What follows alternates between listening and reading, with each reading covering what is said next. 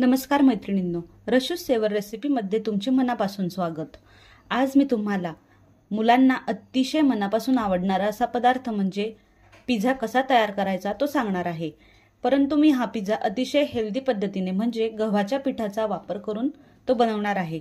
चला तर मग रेसिपीला सुरुवात करूया। बनवण्यासाठी आपण गव्हाच्या पिठाचा वापर करत आहोत। मी इथे 1 वाटी गव्हाचे पीठ घेतलेले आहे। त्यामध्ये मी 2 चमचे दही घालणार आहे। मी इथे सोडा आणि ईस्टचा वापर न करता इथे साधा प्लेन जशी आपली पोळी असते त्याचप्रमाणे मी इथे बेस तयार करणार आहे। त्यामध्ये 2 ते 3 चमचे दही आणि चवीनुसार मीठ वापरणार आहे। त्याचबरोबर आपण इथे थोडं मिक्स हर्बही वापरूया म्हणजे बेसला चांगली टेस्ट येईल। आता आपण इथे कणिक मळूयात। आपण जशी पोळीसाठी कणिक मळतो ना त्याचप्रमाणे ती कणिक इथे मळायची आहे। कणिक मळून रेडी आहे। आता ही कणिक 15 ते 20 मिनिटं आपल्याला सेट करायला या बाउलमध्येच राहू द्यायची आहे। ही झाकून ठेवायची आहे। 20 मिनिट झालेले आहेत। आता आपल्याला परत कणिक मळून घ्यायची आहे। मी इथे ह्या कणकेवर थोडं तूप घालणार आहे आणि त्यानंतरच मळणार आहे।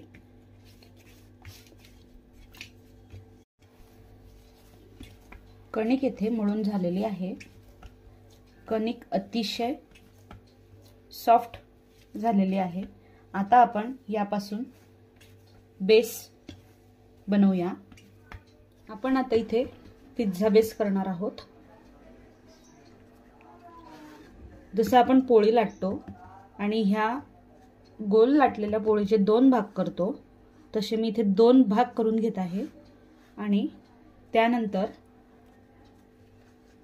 मी चीज खिसून घेतलेले आहे। ते चीज मी यात भरणार आहेत। हा प्रकार म्हणजे आपण चीज बस्ट ज्या प्रकारे असते त्या प्रकारे आपण हा बेस तयार करून घेणार आहोत। तुम्हाला जर चीज स्प्रेड हवं असेल तर तुम्ही यामध्ये चीज स्प्रेडही टाकू शकतात। मी इथे चीज क्यूबचा वापर करत आहे। आता आपण याला फोल्ड करून घेऊया।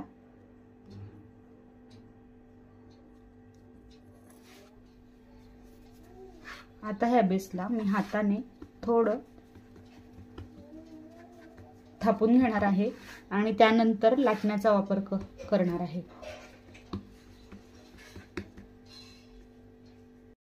आता मी याला थोडं लाटण्याने लाटून घेणार आहे। पिझ्झा बेस आता लाटून तयार आहे। मी आता चॉपस्टिकच्या साहाय्याने याला होल पाडणार आहे। होल अगदी वरच्यावर पाडायचे आहे।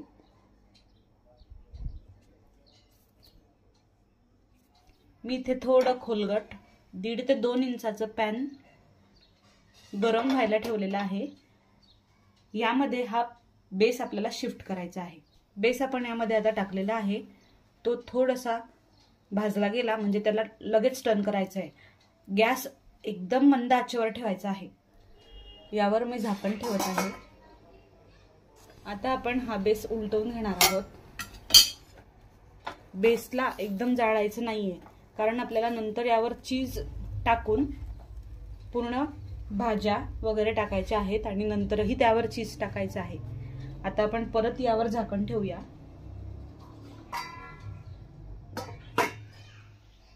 पिझ्झा बेस अतिशय छान असा फुललेला आहे। पिझ्झा बेस हा एका साइडने थोडा जास्त होऊ द्यायचा आणि एका साइडने त्याला थोडं कचवट ठेवायचं कारण तो कच्चा भाग आपल्याला परत भाजायचा आहे आणि नंतर त्यावर भाज्या चीज टाकायचं आहे। आता आपण बेस टर्न करून घेऊयात। मी आता बेसला पूर्ण पिझ्झा टॉपिंग लावत आहे। मी इथे गॅसची फ्लेम बंद करणार आहे आणि चीज यावर स्प्रेड करणार आहे। मी इथे अमूल साधं चीज आणि मोझरेला चीजचा वापर करणार आहे। चीज पूर्ण स्प्रेड झाल्यानंतर आपल्याला गॅस चालू करून अतिशय मंद आचेवर त्याला होऊ द्यायचं आहे। आता आपण यावर कॉर्न टाकणार आहे। त्यानंतर मी एक कांदा चिरून घेतलेला आहे, तोही यावर टाकायचा आहे आणि टमाट्याच्या गोल चकत्या करून घेतलेल्या आहेत त्याही इथे ठेवायच्या आहेत।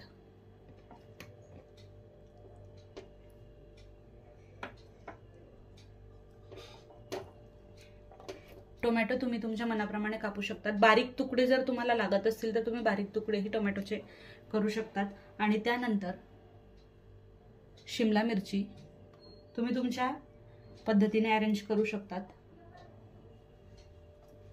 आता मी यावर चिली फ्लेक्स टाकणार आहे, तुम्ही तुमच्या मनाप्रमाणे टाकू शकतात। त्यानंतर मिक्स हर्ब टाकणार आहे, याला आपण ऑरिगॅनोही म्हणतो। हे चवीनुसार टाकायचं आहे, तुम्ही नंतरही टाकू शकतात। आणि आता गॅसची फ्लेम ऑन करायची आहे आणि एकदम मंद आचेवर त्याला 3 ते 4 मिनिट होऊ द्यायचं। आता इथे आपल्याला गॅस बंद करायचा आहे आणि आपला पिझ्झा इथे तयार झालेला आहे। आता आपला पिझ्झा रेडी झालेला आहे। आपण आता याला कापूयात। तुम्ही यावर टोमॅटो सॉसही टाकू शकतात जर तुम्हाला चटपटीत आवडत असेल तर। तुम्ही बघू शकतात यातलं आतलं चीजही मेल्ट झालेलं आहे आणि अतिशय सुंदर असा बेसही शिजलेला आहे। तुम्हाला जर माझी रेसिपी आवडली असेल तर प्लीज माझ्या चॅनलला सबस्क्राइब करा। लवकरात लवकरच मी एक नवीन रेसिपी घेऊन येईल।